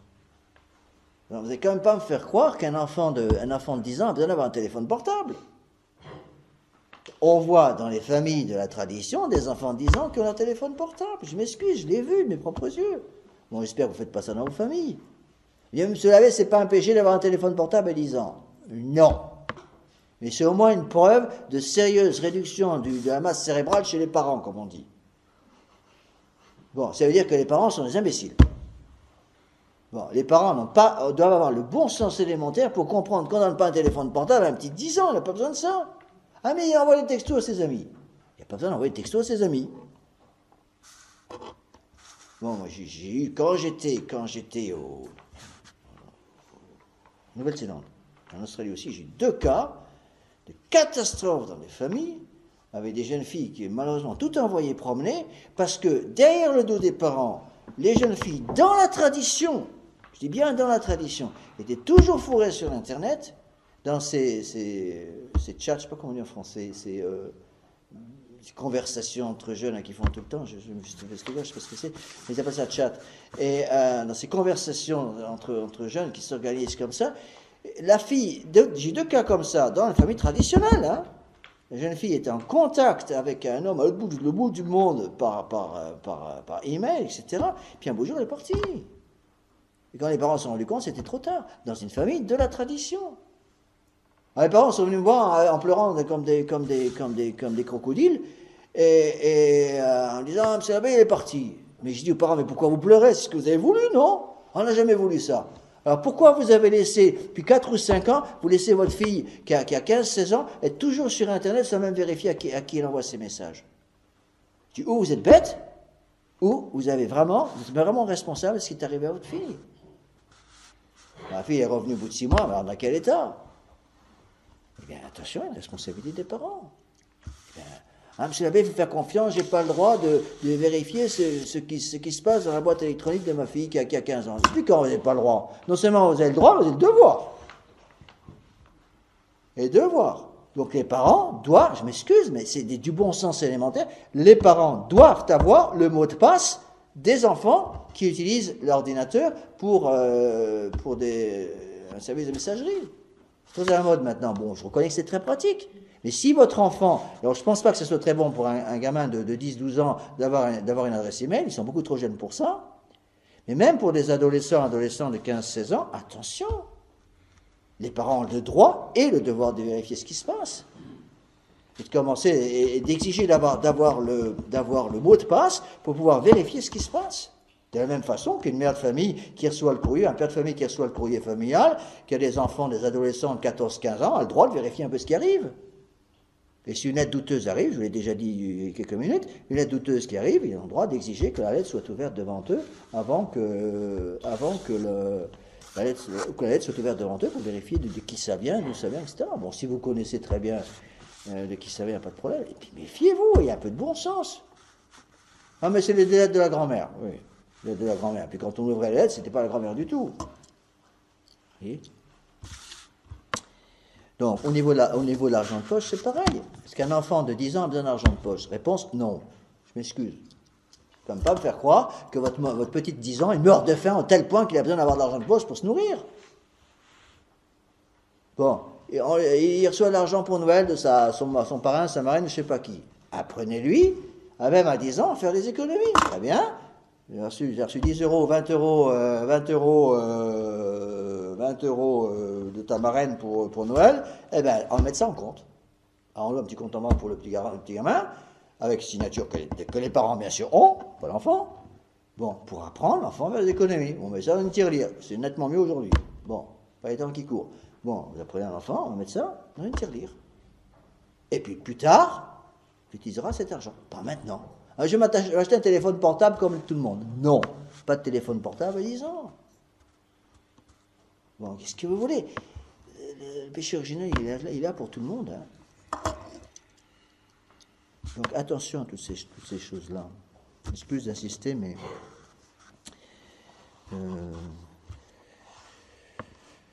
Numéro 7. Plus que 2, courage. La famille doit se retrouver. La famille doit se retrouver pour les repas, les enfants assis correctement, ne quittant pas la table sans permission, mangeant tout. Donc que la maman leur donne de temps en temps, des choses qu'ils n'aiment pas. Habituez-les à ne pas manger ni boire entre les repas. Eh bien, bon, évidemment, il faut un peu de bon sens selon les conditions physiques, les conditions, bon, je me rappelle, des pays, j'ai dû changer cette règle, par exemple, en Australie, dans les conseils aux parents, parce que en Australie, quand il fait 40-45 degrés dehors, il n'est pas question que l'enfant reste toute la matinée, toute l'après-midi sans boire, c'est la folie. Mais en France, par exemple, c'est possible. Vous voyez. Donc, encore une fois, que vraiment la famille se retrouve autour de la table. C'est une des raisons de la catastrophe au niveau éducation aux États-Unis, où le repas de famille, la notion de repas de famille a complètement disparu. Totalement disparu. Même dans les familles catholiques. J'ai remarqué, la plupart du temps, même dans les familles de la tradition, les enfants ont un repas de famille avec les parents le dimanche. C'est tout. Et en semaine, il n'y a rien qui est organisé. Donc l'enfant rentre de l'école, il fait ses devoirs par lui-même, et en général, à la cuisine, à côté du réfrigérateur, il y a un stock de genre pain de mie en tranches, et puis l'enfant, même l'adolescent, prend son pain de mie, se fait son propre sandwich, se coupe, met quelque chose dans le sandwich, et va manger dans sa chambre. Pratiquement dans toutes les maisons, c'est comme ça. Il avance dans sa chambre, en général, il est vautré à plat ventre sur la moquette, avec son livre ouvert devant lui, et puis il est comme ça, en train en principe étudier, et puis en même temps il prend des chips ou un bout de sandwich. Comment voulez-vous que des gamins comme ça, qui sont éduqués comme ça, puissent arriver à s'en sortir? C'est pas possible. Dans la tradition. Et c'était les coutumes. Quand j'essaie de dire aux parents, mais vous devez avoir un repas, au moins un repas par jour ensemble. Au moins avec la maman et les enfants, si papa travaille ou autre chose. Parfois, pas possible que toute la famille soit là, mais au moins exiger. Quand après, je vais vous donner un autre exemple pour vous essayez de vous faire comprendre jusqu'où ça va. Dans la tradition, je dis bien dans la tradition, tous les exemples que je vous donne ne sont pas des exemples que j'ai pris chez Zoulou. Des exemples dans la tradition. Je me rappelle, j'avais organisé en France, j'étais tout jeune prêtre, et quand la croisade eucharistique. Puis quand j'étais aux États-Unis, Monseigneur Williamson, à l'époque c'était l'abbé Williamson, m'a demandé de faire l'équivalent pour les États-Unis. Avec un camp pour jeunes garçons de 12-15 ans, la croisade eucharistique. Je lui dis, mais attendez, avec l'éducation qu'ils ont reçue en famille, c'est impossible. Mais faites pareil que ce que vous faisiez en France. Je dis, c'est absolument impossible. Finalement, il m'a donné l'ordre, j'ai dû le faire. Donc, j'ai fait un camp organisé pour les enfants de 12-15 ans avec les mêmes règles que j'avais en France. J'ai fait venir un séminariste, maintenant prêtre de France, et puis qui avait fait le camp avec moi comme séminariste, alors que j'étais jeune prêtre, qui connaissait bien toutes les règles, je suivais toutes les règles que Mademoiselle Quenette nous avait apprises. Je n'ai jamais connu Mademoiselle Quenette, mais j'ai beaucoup étudié ses œuvres. Et donc, on avait une soixantaine d'enfants, entre 10 et 13-14 ans. Bon. Donc, les enfants arrivent pour le premier jour du camp, 50-15 jours. On l'avait fait dans une propriété magnifique qui nous avait été prêtée près de Guadalajara, au Mexique. Donc, un endroit idéal, en pleine montagne, c'est magnifique. Première règle, je donne aux enfants, avant au premier repas, et c'était une maman qui faisait la cuisine, donc c'est une bonne cuisine familiale, la cuisine est excellente. Je donne à tous les enfants réunis, avant le premier repas, les règles. Et je leur ai dit, ici, on mange de tout. Bon. Donc tout le monde mange un peu de tout. Je ne veux pas entendre, j'aime pas. Mais c'était la révolution. La révolution. J'ai vu je ne sais pas combien d'enfants élevés dans la tradition, s'il vous plaît. Le plat arrive, pourtant des plats, ce n'était pas des boîtes de conserve, hein, c'était une maman qui est passée du temps à préparer un repas. La plupart des enfants mettaient le doigt dans le plat comme ça. J'aime pas. J'ai eu le malheur de obliger quelques enfants qui ne voulaient pas manger, à servir, j'ai pris une grosse cuillère, j'ai servi une portion pour les obliger à manger. Ils ont téléphoné aux parents. J'ai failli me retrouver en prison. Les enfants téléphonaient aux parents pour se plaindre au crime. Le curé, l'abbé, dans la tradition, hein, l'abbé m'oblige à manger tout. J'ai failli être condamné pour ce qu'ils appellent child abuse. En plus, en anglais, c'est un double sens. Double sens. C'est abus d'enfants sur tous les plans. Vous voyez un peu les conséquences. J'ai dit à Monseigneur Williamson, premier et dernier camp aux États-Unis avec ordre ou sans ordre. Je n'ai plus jamais cassé les pieds avec ça. Mais c'est impossible. Mais je me rappelle, on a fait par exemple avec des enfants américains, tous de famille de la tradition, on a fait l'ascension d'un volcan en éruption. C'est quand même pas tous les jours que ça arrive en France, des choses comme ça. Un enfant de 12-13 ans, enfin, c'est le Pérou, quoi. Enfin, bon, on est monté sur un volcan en éruption. Bon, j'ai quand même attendu qu'il n'y ait pas d'éruption avant de monter là-haut, avec les enfants. On est monté avec tous les gamins, les 40 gamins. Au bout de 30 minutes de marche, on est trop fatigué, on ne peut pas marcher, ça monte trop, et c'est dur, et j'ai soif, et j'ai faim. J'ai dû abandonner la moitié des gamins, les faire redescendre au camp avec deux séminaristes, et j'ai pris le petit groupe qui a accepté de monter, et on les a montés au sommet du volcan. Bon. Ils étaient tout contents. Ils ont vu de la lave, ils ont vu des fumerolles, la lave liquide, enfin, c'était très très beau. Ils sont revenus, ils étaient au 4e ciel. Puis ils sont moqués de leurs camarades en disant, ah, nous on est montés là-haut, on a vu de la lave, c'était génial, on avait tout ça, vous n'avez rien vu, c'est bien votre faute, vous avez dû monter. Et bien le lendemain, les autres enfants sont venus me voir en disant, finalement on ne pourrait pas monter nous aussi. J'ai dû remonter au sommet du volcan avec tous les gamins qui n'avaient pas voulu venir la première fois. J'ai eu des tas de problèmes avec les parents. Vous ne vous rendez pas compte, vous avez emmené ces enfants, nos petits chéris, au sommet d'un volcan. Vous ne vous rendez pas compte, vous auriez pu prendre une bombe volcanique sur le crâne. Il n'y a pas un qui a pris une bombe volcanique sur le crâne. Et comment voulez-vous faire des catholiques avec des gens comme ça? C'est impossible. Et j'ai refusé, j'ai arrêté tous les camps en refusant de les faire parce que ce n'était pas possible. On n'avait pas la coopération des parents. Alors bon, en France, ce n'est pas à ce degré-là, mais on y arrive. La sous-culture américaine est en train d'envahir la France. Partout. Et donc on va devenir aussi bête qu'eux. Je disais souvent aux États-Unis, les Français sont très doués pour une chose, c'est faire les bêtises 50 ans avant tout le monde. Je disais, vous, les Américains, vous êtes très doués pour faire les mêmes bêtises que nous 50 ans après nous. Et maintenant, ça s'inverse. Hein. Ils commencent, ils nous envoient maintenant toute cette éducation à l'eau de rose qu'il y a partout. Alors attention. D'accord ? Donc, importance de... Bon, on n'a pas trop ce problème en France, mais ça arrive. Donc, obligez-vous à avoir des repas ensemble et que les enfants restent au repas jusqu'à... On n'a pas le droit de quitter la table avant que les grâces n'aient pas été dites à la fin du repas. C'est du bon sens. Et obligez, bien entendu, les enfants à manger tout. Bon, moi, quand j'étais petit, j'aimais pas les épinards. Je vous ai déjà dit, j'ai appris à manger les épinards. Hier, on avait des épinards à repas, je les ai mangés. Bon. avec un grand sourire. Ben, j'ai essayé. Bon. Numéro 8, inculquer leur esprit de pénitence. Bon, nettoyer la maison, nettoyer la vaisselle, le jardin, sa chambre, porter sans semaine, le froid et la chaleur. Vous allez me dire, mais ça n'a rien à voir avec d'autres choses, mais je me rappelle, par exemple, les difficultés qu'on avait dans certains pays. Je me rappelle aux États-Unis, encore une fois, je m'excuse de donner ces exemples, et ça vous aide à comprendre, où la maison était toujours à 20 degrés, toute l'année. Donc il faisait 22 degrés, hop, on mettait l'air conditionné. Puis 18 degrés, on tourne le chauffage. Je me rappelle les premières années du séminaire de Winona, ce qui est en Minnesota, donc un endroit très très froid. Monseigneur Williamson était en charge, il mettait le chauffage juste avant que les canalisations gèlent.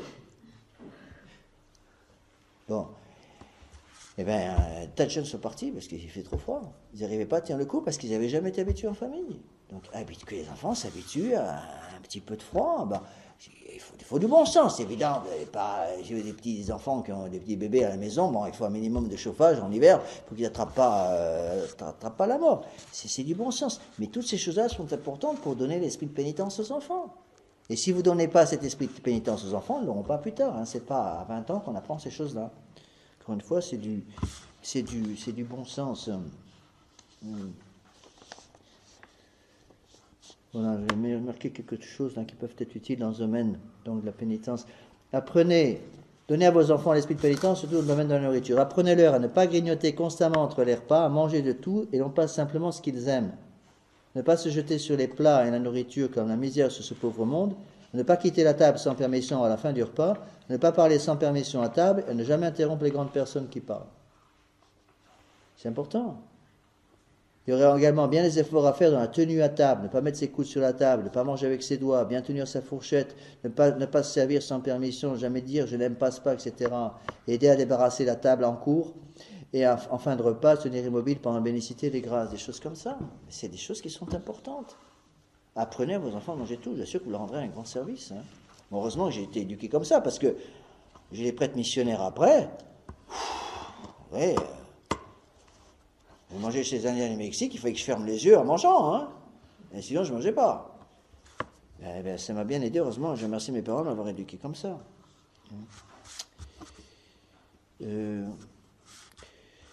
Oui, donc c'était un petit peu, j'ai un peu touché à tout, mais je crois que ces choses sont importantes. Donc il y a quelques... Ouais, je m'excuse. On va pratiquer la pénitence du froid en même temps. Oui, il y a quelques règles là, que j'ai oubliées, que j'ai rajoutées. J'ai une autre lettre que j'ai publiée plus tard, mais je vais vous expliquer ces choses-là. Apprenez à vos enfants la vraie politesse qui est la fleur de la charité. Attends, j'ai oublié une chose. Une citation là que j'aime bien, à propos de la télévision. C'est une prière qui avait été publiée, et j'aime bien, parce qu'elle montre bien ce qu'elle dit. Une prière d'un enfant qui avait été publiée dans le milieu des traditions. Un enfant de, je ne sais plus quel âge, 7-8 ans, qui avait écrit cette prière. Écoutez bien. Seigneur, vous qui êtes bon, qui protégez les petits de la terre, je voudrais vous demander une faveur. Transformez-moi en télévision. Pour que mes parents s'occupent de moi comme ils s'occupent d'elle, pour qu'ils montrent le même intérêt à mon égard qu'à son égard. C'est grâce à la télévision que ma maman peut voir son feuilleton préféré et que mon papa écoute les informations. Je voudrais parler comme certains animateurs de la télévision. Quand ils parlent, toute la famille se tait pour les écouter. Avec grande attention et sans les interrompre. Je voudrais qu'on ait pour moi cette préoccupation qui anime mes parents lorsque la télévision est en panne et très vite ils appellent un technicien. Je voudrais être une télévision pour être le meilleur ami de mon papa, de ma maman et leur héros préféré. Seigneur, s'il vous plaît, faites que je sois télévision, même si ce n'est que pour un jour.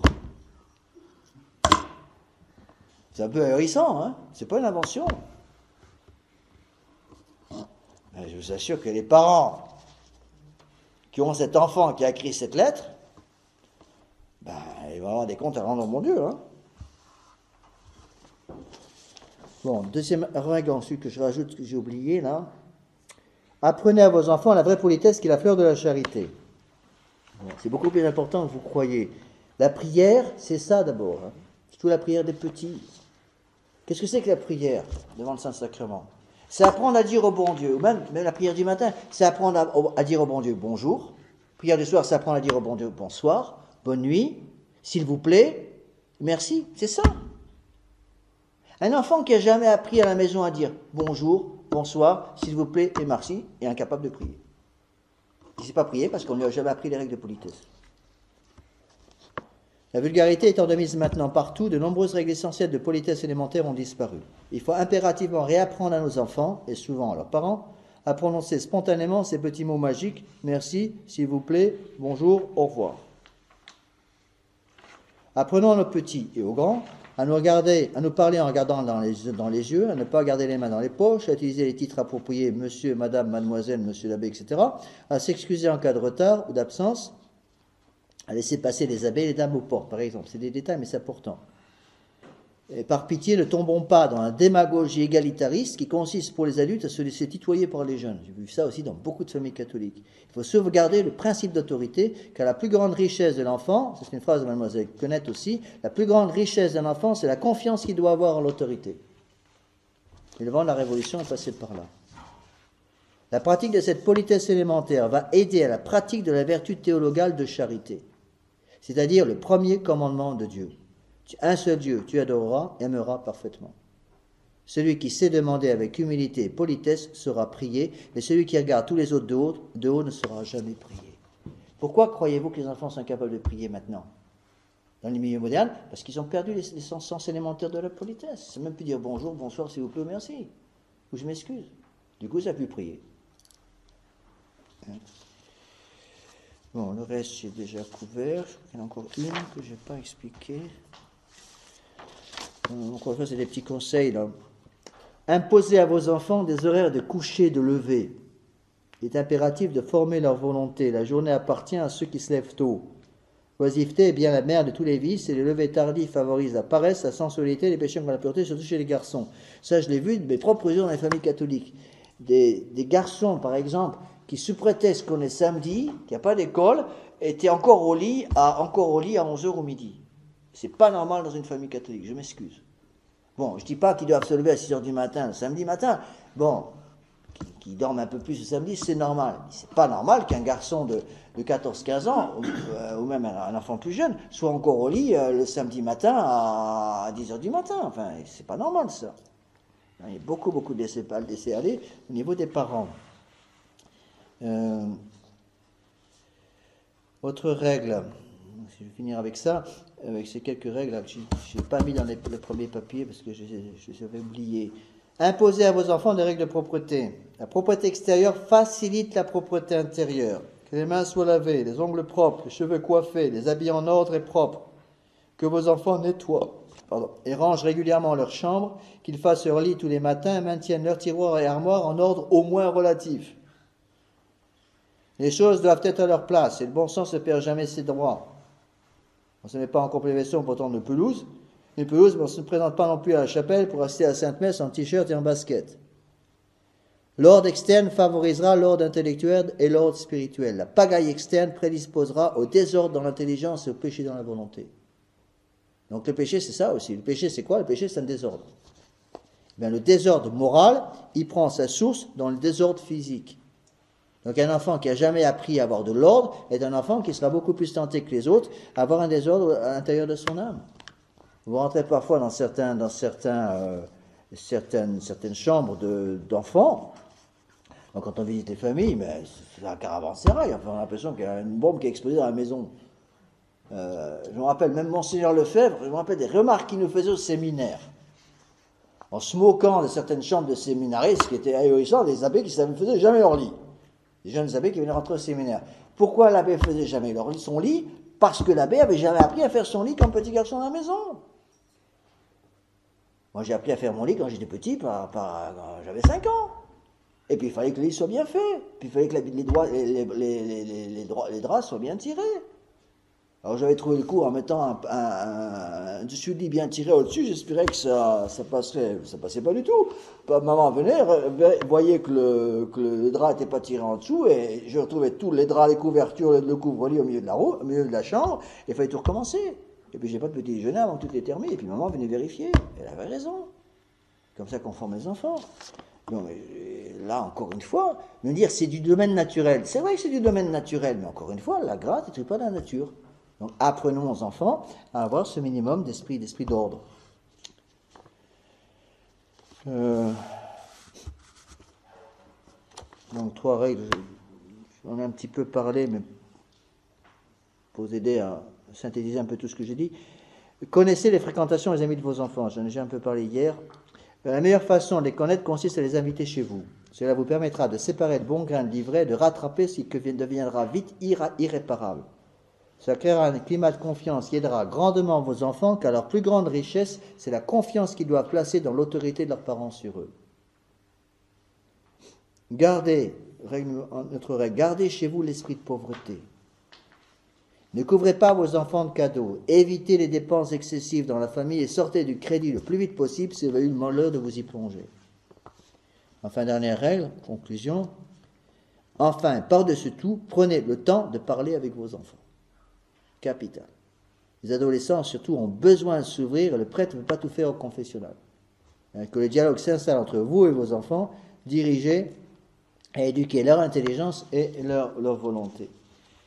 Le salut de l'âme de vos enfants vaut tous les sacrifices du monde et se paie très cher en prière et en sacrifice abreuvé au sang de notre Seigneur qui coule au calvaire et sur l'autel le sacrifice de la messe. Donc, bien sûr, le sacrement, c'est absolument indispensable, mais le sacrement, ça ne veut pas tout. Hein? C'était le père, père Emmanuel qui avait l'habitude de dire que le prêtre avait le devoir de donner les sacrements à des âmes bien préparées. Donc les sacrements, ça vient de Dieu, il faut préparer les âmes à les recevoir. C'est la même chose pour les enfants. Bon, le prêtre peut tout faire, c'est pas notre travail d'ailleurs, c'est pas nous qui sommes en charge de vos enfants, c'est vous, les parents. Le prêtre est là pour aider les âmes. Mais je dirais, après le bon Dieu, le premier propriétaire des âmes, c'est les parents. D'une certaine façon. Puis ensuite, les enfants même. Mais au début, les enfants ne sont pas propriétaires de leurs âmes au sens moderne du terme. C'est les parents qui sont en charge. Dieu, bien sûr, est chef de l'âme, dans le sens que c'est lui qui a créé ces âmes, mais ne pouvait rien faire sans le travail des parents. Donc, si vous constatez qu'il y a eu des choses comme ça qui sont peut-être mal passées dans le passé, ben, il faut essayer de réagir. Alors, combien de fois, à chaque fois, je me rappelle quand j'ai donné ces conférences, plusieurs fois, les gens venaient me voir après, hein, monsieur Abbé, bon, on ne savait pas tout ça. Bon, ben, il n'est jamais trop tard pour bien faire. Hein. Et jamais trop tard pour bien faire. Et si il y a des erreurs qui ont été faites, bon, maintenant, parfois les gens viennent me voir, monsieur Abbé, on a 80 ans, on se rend compte que c'est un peu tard, mais il faut au moins prier, faire pénitence.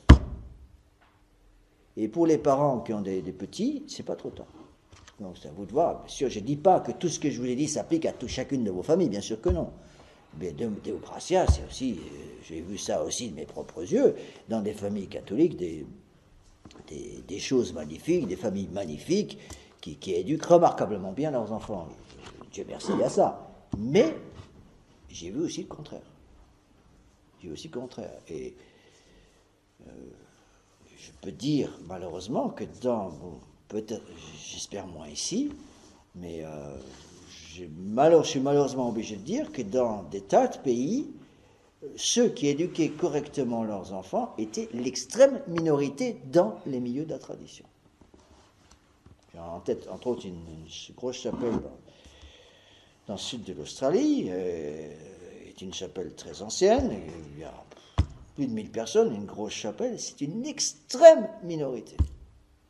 Les parents laissent leurs enfants sortir, entre garçons et filles, sans supervision, à 13-14 ans. Et puis quand on essaie de leur dire, c'est de la folie, faites pas ça, ils m'ont répondu, vous êtes français, vous ne pouvez pas comprendre les subtilités de la civilisation anglaise. C'est ce que j'ai eu comme réponse. Résultat, les générations suivantes, c'est devenu des païens. Même dans les familles de tradition. Alors après, quand les parents viennent en pleurant, en disant « mais nos enfants ont perdu la foi », moi je dis « il ne faut pas pleurer, c'est votre faute. Vous avez tout fait pour qu'ils la perdent cette foi. » Alors bon, encore une fois, je ne dis pas que c'est comme ça partout. Ça, je tiens à féliciter parce que je dois avouer, venant justement, si vous voulez, des milieux de la fraternité saint-pédis dans lesquels j'étais pendant des années, je suis bien obligé de reconnaître qu'il y avait un libéralisme ahurissant qui s'était établi dans des tas de chapelles de la fraternité. Je ne dis pas qu'ils étaient tous comme ça, mais c'était quand même l'immense majorité. Et ceux qui comprenaient ces choses-là étaient très très peu nombreux. Bon, ici, j'espère qu'il y a quand même suffisamment intelligent, bien formé par les Guépin, et j'espère que vous êtes capable de comprendre ces choses-là. Mais il faut comprendre vos responsabilités. Si vous reconnaissez par vous-même qu'il y a eu du laisser aller dans ce domaine, il n'est pas trop tard pour vous reprendre en main vos enfants. Bon, je vais finir là. J'avais prévu autre chose, mais ce sera la prochaine conférence. Sur l'application un peu de ça sur d'autres points.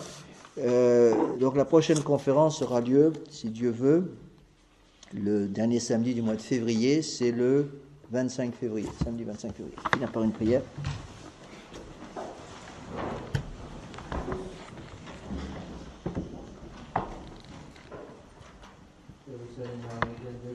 Seigneur est avec vous, vous êtes bénie entre toutes les femmes et Jésus, le fruit de vos entrailles, est béni.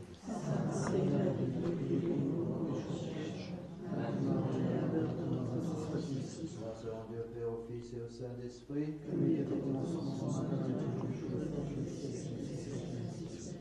Saint Joseph, priez pour nous. Saint Ange Gardien, priez sur nous.